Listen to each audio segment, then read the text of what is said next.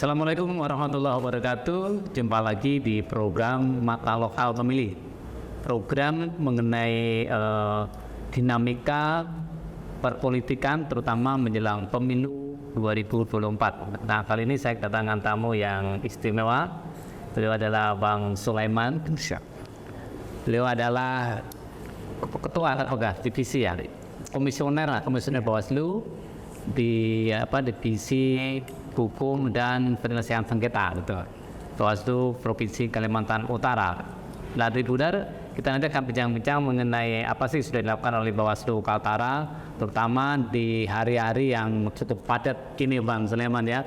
Sampai kalau nggak salah tadi minggu hari masih ada waktu yang yaitu adalah tahapan pendaftaran bakal calon legislatif di DPRD Kabupaten Kota, Provinsi maupun DPR RI, termasuk DPD yang serentak memang ya seluruh Indonesia dari partai-partai politik peserta pemilu di 2024. Oke, selamat sore Bang. Sore, apa kabar? Alhamdulillah baik. Ya, oke Bang, langsung aja. Tadi saya lihat tadi sebelum diskusi tadi rapat begitu padat juga tadi diskusi sebelumnya, bahwa Bawaslu ini kan sebagai pengawas tahapan-tahapan pemilu. Nah, kemarin atau hari ini adalah istilahnya memasuki tahapan pendaftaran bakal caleg dari partai politik. Seperti apa Bang yang sudah dilakukan Bawaslu terutama di Provinsi Kalimantan Utara? Ya, yang pertama kan kita sudah melaksanakan misalnya pertemuan dengan teman-teman menyusun strategi bagaimana kemudian kita bisa melakukan pengawasan itu secara efektif. Ya. Nah, rapat koordinasi yang kita lakukan itu adalah ya tentunya kita merumuskan satu kebijakan strategis supaya arah dan tindakan teman-teman di bawah itu juga jelas dan tegas. Ya. Nah, sehingga oleh kita Bawaslu Provinsi itu meminta kepada teman-teman Bawaslu Kabupaten Kota agar fokus terhadap apa yang dipersyaratkan pada caleg. Oke. Nah, baik itu DPRD Kabupaten Kota ya maupun kami juga di tingkat provinsi, ada DPRD tingkat provinsi dan juga ada DPD. Oke. Nah, tentunya mungkin sebelum ke tahapan pendaftaran bakal caleg ini kan Bawaslu sudah bekerja ketika pemerintah atau KPU menyatakan dimulainya tahapan-tahapan pemilu seperti itu Bang ya. Ya.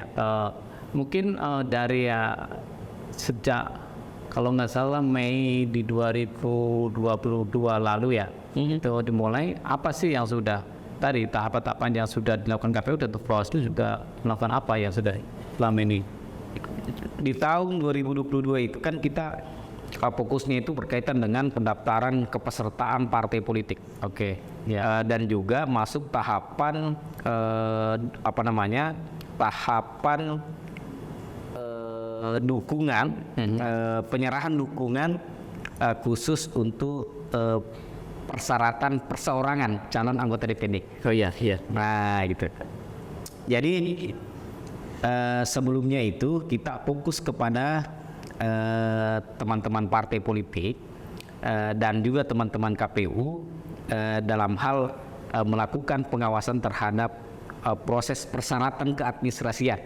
Nah, misalnya di situ kan ukurannya itu adalah yang kita periksa itu partai politik harus ada ketua, kemudian harus ada sekretaris, ada bendahara, terus kemudian ada keterwakilan perempuan. Meskipun hanya dibahasakan di PKPU itu dipertimbangkan. Nah, terus kemudian harus ada sekretariat. Iya, pasti. Nah, itu. Nah, terus juga ada anggota. Nah, ini kan. Nah, jadi beberapa hal ini yang kemudian menjadi pengawasan kita. Nah, apa saja menjadi fokus pengawasan itu yang berkaitan dengan kegandaan. Nah, karena kan bisa saja si A misalnya menjadi ketua partai di partai pisang, tapi dia sekretaris di partai mangga misalnya. Nah, itu salah satu adalah fokus pengawasan kita. Nah, lalu kemudian yang kedua, kita juga fokus terhadap status kegandaan keanggotaan partai politik. Nah gitu. Nah karena kan bisa saja partai politik ini misalnya anggotanya A aktif di partai pisan juga ternyata si A ini juga ada di Partai lain. Nah makanya kita mendorong kepada partai politik agar memberikan misalnya kepastian terhadap orang tersebut itu untuk memilih partai apa yang kemudian mereka mau jalani gitu. Iya. Nah, ini Benar ya, artinya ini kan juga Bawaslu perlu tim yang cukup solid sampai di level bawah juga. Makanya termasuk kemarin ketika ada beberapa partai yang menggugat, salah satu partai lah kita nggak perlu nyebut. Nah, itu kan lewat Bawaslu juga. Betul. Nah, bagaimana kalau dinamika di Kaltara ini, Bang? Apakah juga cukup ada kendala, terutama tadi kan harus ngawasi detail betul nih ketika misalkan ada tahu pemilih ganda, ada pengurus partai yang juga ganda dan sebagainya, itu kan apakah hanya sekedar menerima laporan dari masyarakat atau juga proaktif? Ya. Jadi sebenarnya gini, kendala kita sebenarnya itu kan hanya berkaitan dengan data. Nah hari ini kan sudah zaman modern ya. Iya, semua itu online. Ya semua syarat-syarat calon dan pencalonan itu semua harus di-input melalui yang namanya sistem aplikasi Silon dan Sipol itu. Ya. Sipol. Jadi setidaknya kita melakukan pengawasan itu bergantung terhadap sejauh mana Silon dan Sipol ini bisa beroperasi dengan baik. Oke.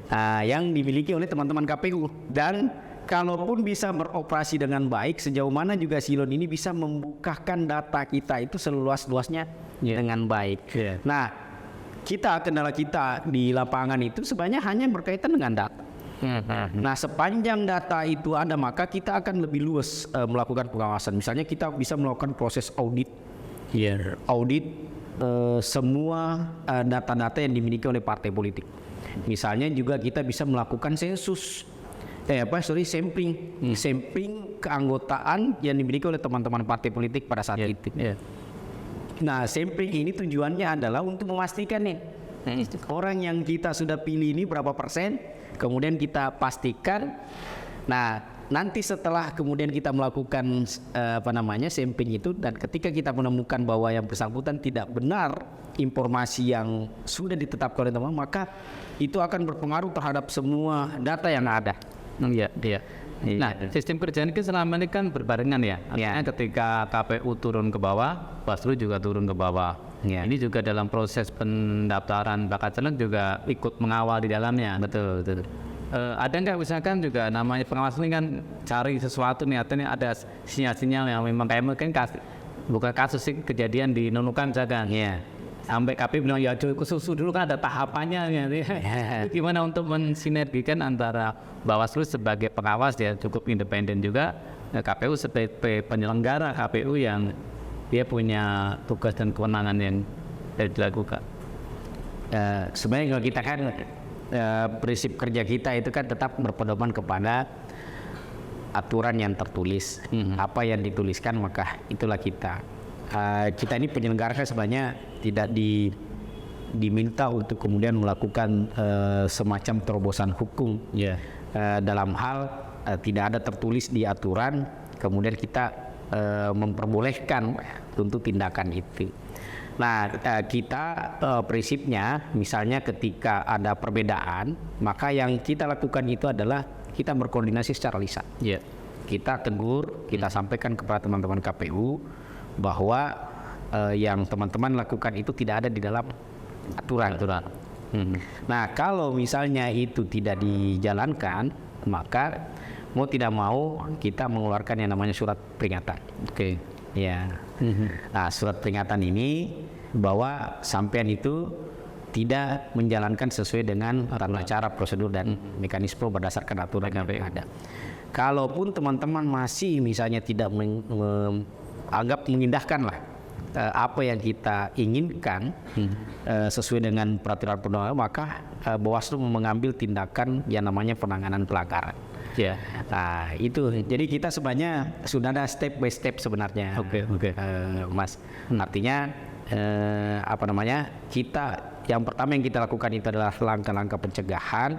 Kalau misalnya langkah-langkah pencegahan kita ini diabaikan oleh teman-teman KPU, maka mau tidak mau Ada peringatan tadi. betul, maka mau tidak mau kita harus melakukan penanganan pelanggaran. Dalam pelanggaran administrasi. Nah, dari kemarin yang tahapan untuk pendaftaran bacalek, ya adakah indikasi pelanggaran ataupun ada sesuatu yang harus dibenahi di KPU sendiri? Sebenarnya kan kalau kita kan di Bawaslu ini karena kan kita fokusnya ke syarat calon. Nah, dan Bawaslu ini kan kita tidak dibukakan akses silon itu seluas-luasnya. Dalam artian kita tidak mengetahui apakah misalnya yang dipersyaratkan calon itu sudah benar atau tidak. Tapi pada prinsipnya sebenarnya di dalam proses tahapan pendaftaran calon ini itu hanya kita berbicara apakah yang dipersyaratkan itu sudah ada dulu. Misalnya ijazah ada, gitu kan? Terus surat sehat jasmani rohani ada. Ya. Nah, untuk keabsahan surat itu nanti di tahapan ini, di tanggal ini sekarang sampai kemudian 23 Juni baru kita Tahap verifikasi. ya dalam ini. Jadi di pendaftaran ini sebenarnya kita itu mengawasi KPU itu misalnya hanya berkaitan dengan waktu. Iya. Nah, misalnya kalau sudah jam 12 malam, kalau misalnya ada parpol yang terlambat, ya sudah tidak bisa Masuk lagi. Iya, tidak bisa mengajukan lagi calegnya. Oke, artinya memang tahapan ini kan Bawaslu lebih kepada tadi ya. Iya. Tahapan yang harus diikutin oleh partai politik. Setelah itu baru nanti ada tahap verifikasi. Betul. Masuk beberapa hal itu apa aja nih Bang yang kira-kira yang perlu disiapkan oleh partai politik ketika nanti ada semacam verifikasi faktual lah.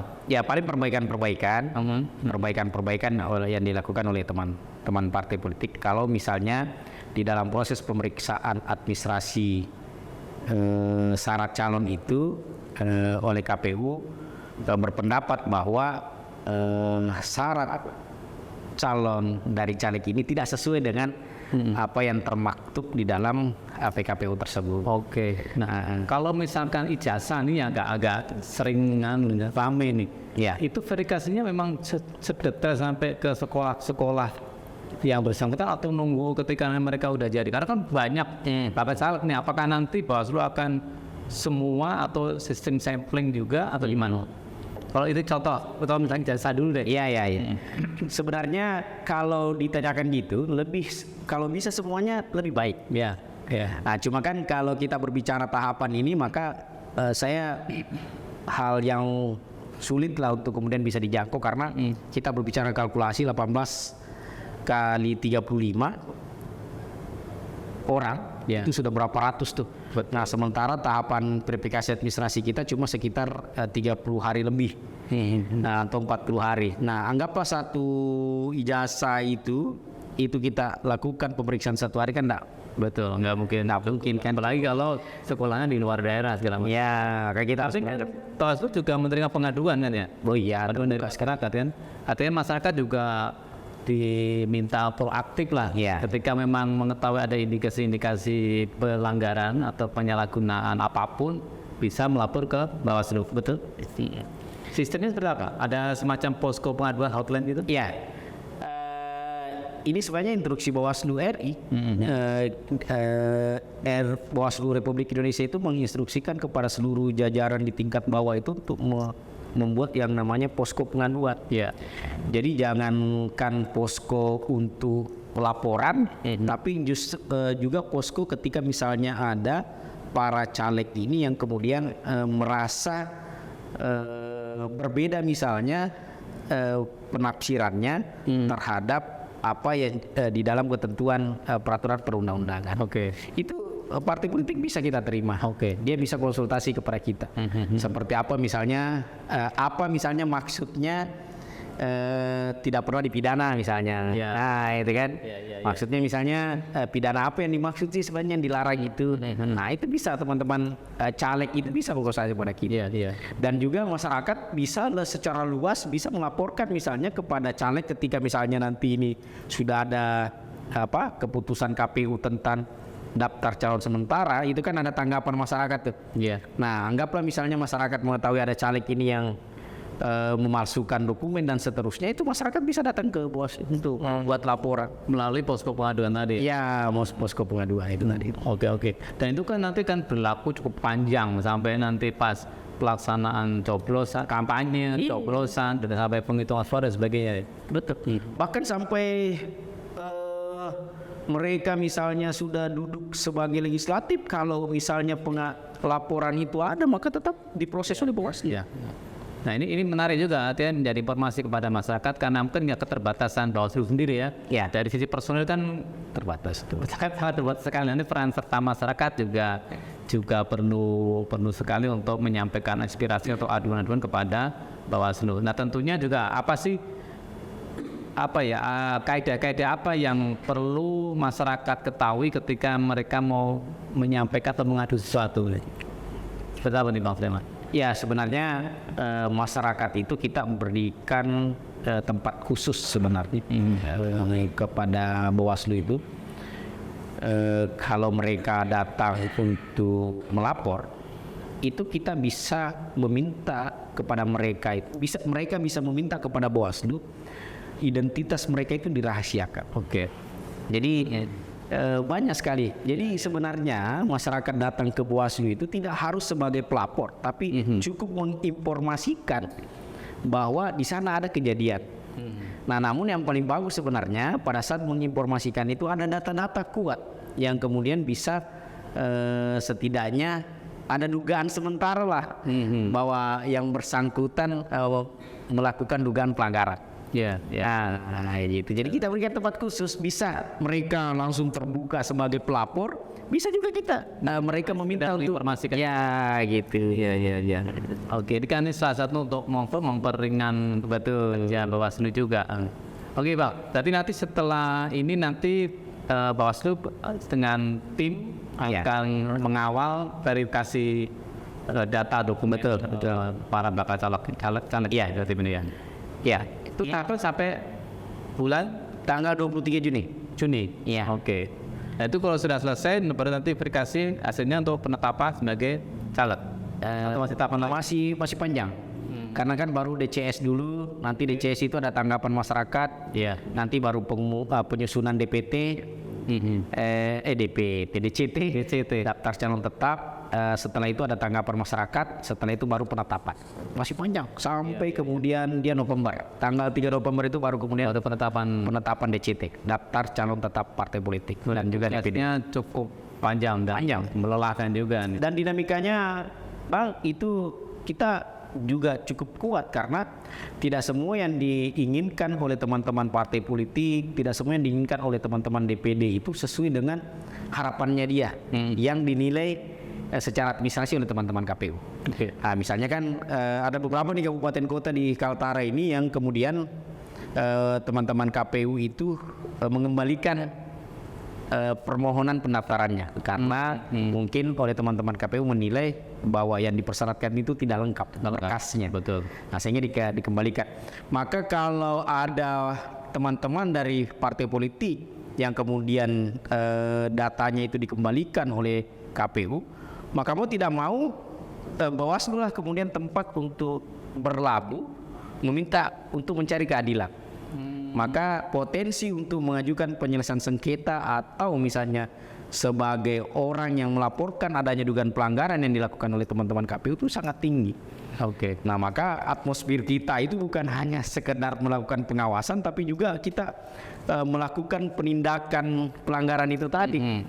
Nah, ini contoh nih, misalkan ada beberapa kabupaten kota itu misalkan ada salah satu berkas yang kurang. Iya. Kemudian menjelang hari malam, hari penutupan itu tidak sampai bisa terpenuhi. Nah itu masih diberi kesempatan atau sudah di dis itu? Ya kalau ya jelaskan teman-teman KPU itu kan secara normatif ya dia tidak akan melakukan hal-hal yang di luar yang diperintahkan oleh PKPU. Nah, sepanjang PKPU menyebutkan dikembalikan berkasnya, maka teman-teman KPU akan melakukan itu. Oke. Nah, sehingga kalau teman-teman partai politik dikembalikan berkasnya dan diberikan kesempatan untuk memperbaiki, dan pada saat proses perbaikan itu melewati batas jam 12.30 malam, maka sudah Otomatis tidak bisa. ya otomatis KPU tidak akan menerima lagi perbaikan itu ketika misalnya teman-teman partai politik itu datang terlambat. Oke. Nah, Itu kewenangan di ranahnya KPU ya. ya KPU. Ada nggak kan partai politik mengadu ke Bawaslu pun gimana? Ya, makanya dengan kebijakan yang dikeluarkan oleh teman-teman KPU yang mengembalikan berkas tadi itu kan nanti ada KPU itu mengeluarkan yang namanya berita acara. Ya. Nah, di dalam berita acara itu partai ini dikembalikan, tidak memenuhi syarat misalnya kan. Nah, sehingga itulah nanti dasar BA atau SK itulah nanti yang dibawa kepada teman-teman calon ini, peserta ini ke Bawaslu. Oke. Ya, sebagai dasar untuk mengajukan permohonan ataukah mengajukan penanganan pelanggaran, terserahnya teman-teman partai politik ini. Oke. Nah, makanya kan kalau ada itu masuk, Bang, kita melaksanakan juga sidang adjudikasi administrasi kalau itu pernah pelanggaran, kita melaksanakan mediasi dan juga adjudikasi kalau itu penyelesaian sengketa. Nah, ini personil kita fokus di sini.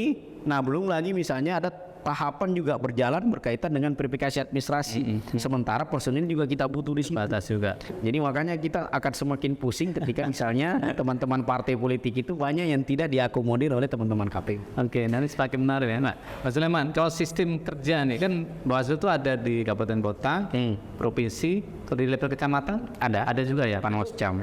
Sistemnya memang bertingkat atau tetap nanti keputusan di provinsi atau bahkan di pusat untuk mengambil keputusan sesuatu gitu. Ya, ada hal-hal tertentu, misalnya kayak teman-teman kecamatan itu tidak boleh dia mengambil keputusan. Tapi ada hal tertentu cukup diselesaikan dengan teman-teman kecamatan. Oh gitu. Ya, nah, Apa itu misalnya? nah misalnya berkaitan dengan penyelesaian sengketa. Oke. Sengketa antar peserta dengan penyelenggara itu tidak bisa dilakukan oleh teman-teman kecamatan. Oke. Itu hanya bisa di kabupaten kota dan juga provinsi serta RI. Oke. Nah, terus kemudian misalnya berkaitan dengan sengketa antar peserta, itu juga kecamatan misalnya mereka bisa melakukan itu kalau itu ada mandat dari kabupaten kota. Nah, makanya yang harus dilihat betul-betul itu adalah teman-teman di kabupaten kota. Dia harus melihat siapa nih orang-orang yang kemudian mau diselesaikan sengketanya. Anggaplah misalnya dia ketokohannya tinggi, maka kita tetap akan mendorong kabupaten kota untuk diselesaikan di kabupaten kota. Oke. Ya, karena ketakutan, ketersinggungan tadi itu kan kemudian diselesaikan oleh teman-teman kecamatan. Betul. Ya, kondisional lah. Ya, yang kemudian kita baru berikan kewenangan itu kepada teman-teman kecamatan itu untuk diselesaikan. Itu salah satu contohnya. Tapi memang kalau lihat sebenarnya peran Bawaslu itu cukup banyak di kecamatan. Apalagi nanti ketika di hari H bagaimana pengawasan politik uang, pengawasan itu ada macamnya. Itu. Nah, bagaimana ini Bang Sulaiman untuk memotivasi teman-teman Bawaslu di level kecamatan ini tetap proaktif, dan bagaimana ketika menemukan sesuatu persoalan yang di level tingkat bawah itu? Ya, yang jelaskan yang pertama yang kita lakukan kepada teman-teman itu adalah penguatan pengetahuan SDM sebenarnya, karena kita juga tidak ingin teman-teman kecamatan ini sebagai ujung tombak kemudian di dalam melakukan pengawasan itu tidak memahami regulatif secara baik. Nah, makanya kita mendorong kepada kabupaten kota itu untuk memberikan pemahaman yang kalau bisa maksimal terhadap aturan main PKPU dan undang-undang. Misalnya dalam hal melakukan pengawasan. Ya, karena kalau tidak kan masa pengawas tidak mengetahui aturan ini kan apanya yang mau diawasi gitu kan. Nah, itu yang pertama yang kita sampaikan kepada teman-teman. Ya, kita juga sampaikan kepada teman-teman bahwa proses pengawasan ini sesungguhnya itu kan kalau kita betul-betul ukur secara dalam, sebenarnya kan kalau teman-teman memahami kinerjanya itu tidak begitu berat sebenarnya. Kalau teman-teman itu melaksanakannya dengan penuh dengan tanggung jawab. Iya, iya. Tapi sekali lagi tadi Pak, ada hal yang memang di lapangan itu cukup sangat itu luar biasa. Nah, ini mungkin sedikit kita kulik meskipun masih panjang ya. Terkait misalkan kayak soal politik uang nih. Ya. Nah, di masyarakat juga paham sebenarnya apa sih politik uang, termasuk ketika ada salah satu oknum partai politik atau caleg yang memberikan sesuatu, masyarakat menerimanya itu seperti apa nih, biar masyarakat juga tahu menerima itu sebenarnya juga nanti kena pelajaran juga. Memang undang-undang agak berbeda tuh, undang-undang pemilu dengan undang-undang pilkada. Ya. Kalau undang-undang pemilu itu dua-duanya kena. Oke, dua kena ya. Ya, si pemberi dan si penerima. Oke. Kalau pilkada kan si pemberi aja tiap Pemberiannya. tidak. Ya, nah. Ya, konsekuensinya ketika menemukan itu kan sebenarnya sampai pada tahap diskualifikasi. Ketika misalnya yang ditemukan itu ada keterlibatan calon di situ, secara langsung. Nah, itu kalau itu terbukti dan divonis terpidana, maka yang bersangkutan terdiskualifikasi. Oke. Nah, ini kan menarik juga, mungkin pengalaman Bang Sulaiman yang mungkin sudah berapa periode Bang? Saya kemarin di Tarakan. Oke, satu kali ya. Oke, ini pengalaman yang cukup menarik nih. Ya. Ini kadang kan putus di, nggak tahu apakah namanya tim ses atau orang yang memberi ya. Iya. Akhirnya nggak menyentuh kepada caleg yang bersangkutan. Ini gimana strategi Bawaslu untuk bisa ketika ada persoalan itu akhirnya juga sampai ke level calegnya gitu?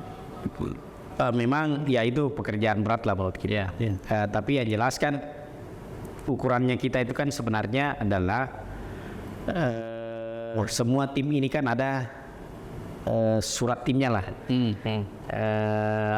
Semacam SK tim namanya. Oke. Nah, di dalam tim itu ada nama-namanya di situ.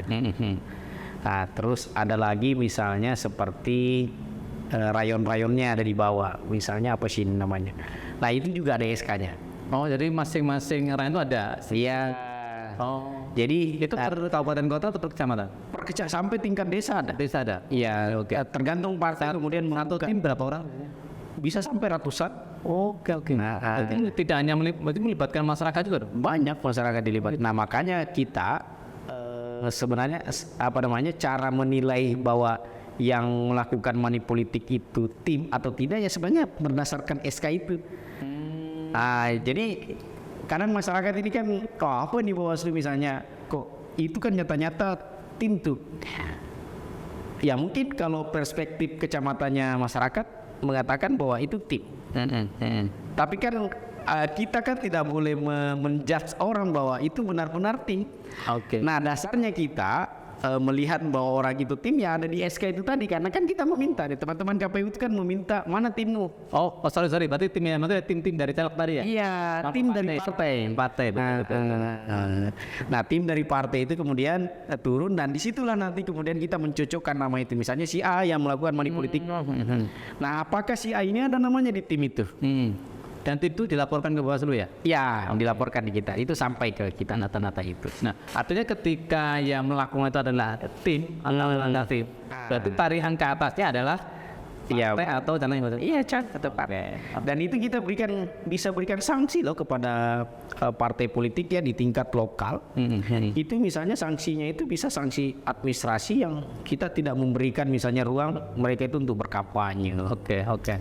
Nah, kalau misalnya di dalam proses pemeriksaan itu pendalamannya misalnya timnya itu yang memerintahkan caleg tertentu, maka calegnya itu yang bisa didiskualifikasi.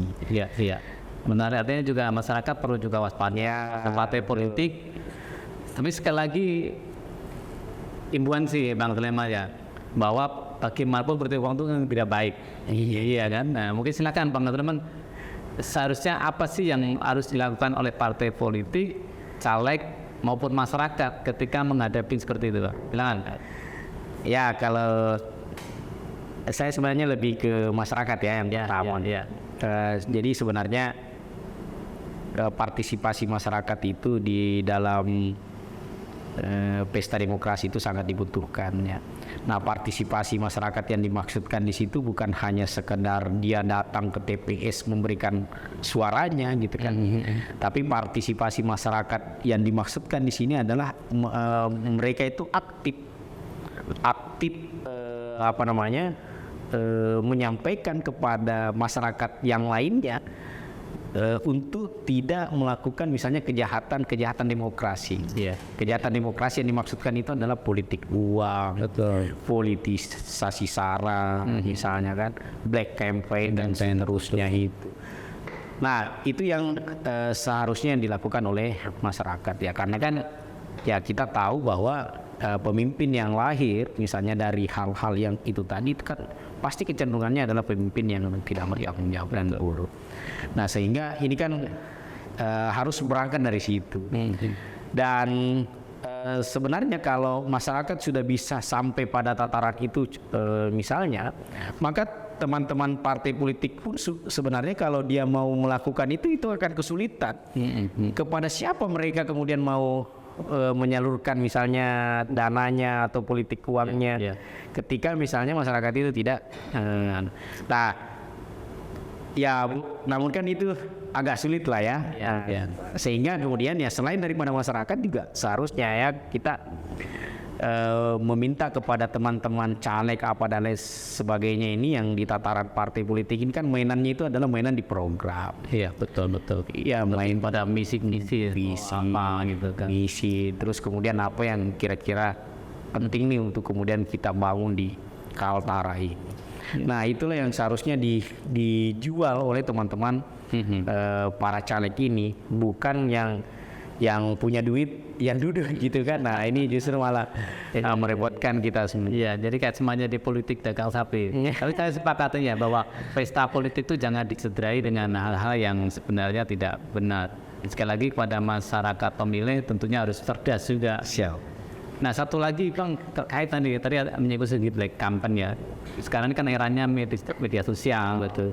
Nah, bagaimana Bawaslu untuk mengawasin nantilah pasti ramai itu di media sosial. Iya. Itu seperti apa? Memang kan sebenarnya ada apa namanya sih, kalau kita itu ada batasan lah. Itu kan. Ada batasan kemudian kita itu untuk melakukan monitor pengawasan terhadap media sosial. Nah, media sosial berdasarkan aturan kita yang ada, undang-undang dan juga PKPU serta Perbawaslu ini, itu kita hanya bisa melakukan pengawasan media sosial yang media sosial itu yang dimiliki oleh peserta. Oh, arti media sosial yang resmi. Iya, oleh partai politik maupun kalau tadi ya. Nah, karena kan ini sebenarnya berkaitan dengan penanganannya. Siapa yang kemudian punya kewenangan? Apakah kita Bawaslu atau pihak kepolisian? Oke. Nah, gitu kan. Nah, kalau misalnya dia di luar dari yang saya sebutkan tadi, media sosial di luar dari peserta pemilu, maka kita tidak bisa sampai ke dalam sana. Tahu jawabnya? Iya. Nah, kita hanya bisa misalnya melakukan MOU kepada instansi yang berwenang untuk kemudian bisa melakukan proses tindak lanjut. Nah, misalnya kayak kalau kita bekerja sama dengan Facebook, ketika misalnya ada akun anonim ini yang misalnya selalu menyebarkan isu-isu, maka ya kita hanya bisa menyampaikan kepada Facebook misalnya untuk menindaklanjuti misalnya akun-akun itu. Oke. Iya. Jadi memang sekali lagi nanti ada beberapa aturan, misalnya tadi soal tim kemenangan atau tim apa itu harus lapor ke medianya, nanti juga media sosial juga harus melaporkan kepada dan nanti Bawaslu dalam pengawasan itu sebatas pada media sosial. Oke. Jadi kita tidak bisa terlalu jauh karena ini kan berbicara kewenangan sebenarnya, berbicara legal standing kan, apakah kita punya kewenangan melakukan penanganan itu atau tidak. Sementara undang-undang memberikan kewenangan kita untuk melakukan pengawasan terhadap media yang dikelola oleh peserta itu sendiri, yang telah didaftarkan di KPU. Iya, di KPU. Dan itu harus ya. Wajib. Oke. Calon itu harus menyampaikan, calon itu dalam arti calon partai politik. Calon caleg juga. caleg ini kan adalah bagian daripada partai ya. Soalnya nanti ketika pilkada ya. Nah, betul. Kalau pilkada baru masing-masing caleg. Oke. Terakhir sekali Bang, ini terkait pribadi, nah pengalaman kemarin di Tarakan, badan pengawasnya kan cukup apa ya, riskan, Ya. di ujung tanduk lah ibaratnya. Karena pengawas ini kan berbahaya, dalam artian apalagi hal-hal yang memang tadi sudah mengandung punya nggak pengalaman deh, ketika memang ini perlu penegakan hukum yang sesuai aturan, tetapi ada hal-hal yang bisa cerita lah. Ya, kalau saya sebenarnya mungkin karena basic saya hukum kan. Bagi saya itu keadilan itu adalah ketika hukum itu dijalankan sesuai dengan aturan. Jadi cara bekerja saya itu adalah cara bekerja hukum. Nah, keadilan menurut saya itu adalah keadilan hukum. Iya. Jadi kalau mau adil, ya tegakkanlah hukum itu sesuai dengan apa yang. Nah, pengalaman saya di Tarakan itu kan ya sangat apa ya istilahnya, sangat cukup apresiasi lah dengan kondisi Tarakan dan teman-teman juga yang bekerja di sana. Pada saat sebagai ketua Bawaslu Tarakan itu ya kita mengawal pilkada, Pilwali Tarakan, kemudian kita juga mengawal Pemilu Pilpres serentak pada saat itu. Dan kita sangat bersyukur, kenapa? Karena hampir tidak ada riak-riak yang kemudian muncul di sisi masyarakat ini. Iya. Dan kita bersyukurnya lagi beberapa teman-teman partai politik itu memberikan statement bahwa hari ini kami percaya kepada Bawaslu yang mengawal proses demokrasi. Dan memang kita tegak lurus aja gitu. Ya. Kalau aturan melarang ya kita sampaikan dilarang gitu. Yang menjalankan aturan. Iya, kita ndak buat-buat. Misalnya balai umum ndak bisa dipasang, kita cabut. Siapapun orangnya ndak peduli kita. Nah, Dan itu kita perlakukan sama. siap. Ini yang perlu penegasan tadi. Iya. Ada hal yang memang udah salah, tapi Iya. itu ya kan gitu. Oke, siap. Terakhir lagi Bang, mungkin yang perlu disampaikan kepada masyarakat Tribuner, bagaimana harapan dan tadi himbauan bahwa tahapan pemilu bisa berlangsung dengan baik, masyarakat nantinya juga menjadi pemilih yang baik. Silakan Bang. Ya, ya jelaskan hasil demokrasi ini semua ada di tangan kita kan, karena demokrasi ini kan sebenarnya itu berangkat dari kita rakyat. Kalau katanya Abraham Lincoln ini demokrasi itu dari rakyat, oleh rakyat dan untuk rakyat. Jadi kalau mau hasilnya bagus maka ya harus berangkat dari bawah dulu. Gitu kan. Nah, siapa dari bawah ini ya yang melahirkan seorang pemimpin itu kan adalah rakyat. Nah, makanya kalau saya melihatnya tanpa kesadaran yang tinggi kemudian ya kita tidak akan bisa menciptakan pemimpin yang baik yang sesuai dengan harapan kita. Nah, terus maksudnya masyarakat yang kita harapkan ini kan adalah masyarakat yang peka, gitu kan. Masyarakat dalam artian bukan hanya sebagai penyelenggara saja kemudian baru mau berbuat gitu. Tapi masyarakat yang memang penuh dengan kesadaran bahwa ketika kita buta terhadap demokrasi ini maka itu akan berefek kepada kita semua di kemudian hari.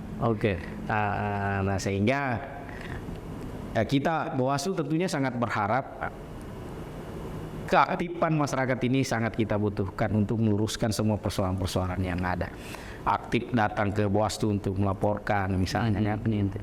Nah, terus kemudian juga ikut berpartisipasi misalnya di dalam proses penyelenggaraan pemilu. Jadi masyarakat ini tidak hanya datang ke TPS tapi juga memang aktif dari semua sisi. Nah, baik yang misalnya ada sumber penghasilannya maupun yang tidak, ya itu yang kita harapkan. Karena kan sebenarnya kita ini tidak berbicara itu sebenarnya. Kita ini kan berbicara dari proses yang kita lakukan hari ini itu bagaimana kemudian bisa menciptakan pemimpin yang baik ke depannya. Sepakat. tadi sampaikan bahwa demokrasi adalah mencari pemimpin rakyat. Rakyat itu yang memimpin. Tapi kalau rakyatnya dari awal memimpinnya jadi salah, itu hasilnya tentu yang salah. Sekali lagi dalam pemilu ini kan melibatkan rakyat pemilih, kemudian yang dipilih, KPU sebagai penyelenggara dan Bawaslu sebagai pengawas.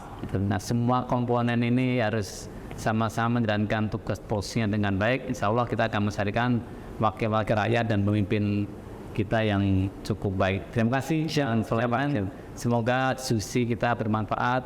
Tentunya nanti kita akan diskusi dengan topik dan tema yang berbeda. Sekali lagi terima kasih. Kalau lebihnya mohon maaf. Wassalamualaikum warahmatullahi wabarakatuh. Waalaikumsalam. Terima kasih sudah nonton. Jangan lupa like, subscribe, dan share ya.